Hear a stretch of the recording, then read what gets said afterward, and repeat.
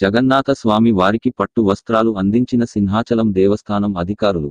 శుక్రవారం సింహాచలం దేవస్థానం నుండి కార్యనిర్వహణాధికారి ఎస్ శ్రీనివాస్ మూర్తి ఆధ్వర్యంలో స్థానిక టర్నర్ సత్రం కళ్యాణ మండపంలో జరుగుతున్న శ్రీజగన్నాథ స్వామి వారు నరసింహావతారంలో భాగంగా స్వామికి లాంఛన ప్రాయముగా పట్టు వస్త్రాలు కార్యనిర్వహణాధికారి శ్రీనివాస్ మూర్తిగాను ఆలయ స్థానాచార్యులు రాజగోపాల్ ఆలయ ప్రధాన అర్చకులు రమణమూర్తి అర్చక స్వాములు నాదస్వర వేదమంత్రాలతో ఆలయ సహాయ కార్యనిర్వహణ అధికారి ఆనందకుమార్ పర్యవేక్షణ అధికారి పిల్లా శ్రీనివాసరావు అందజేశారు.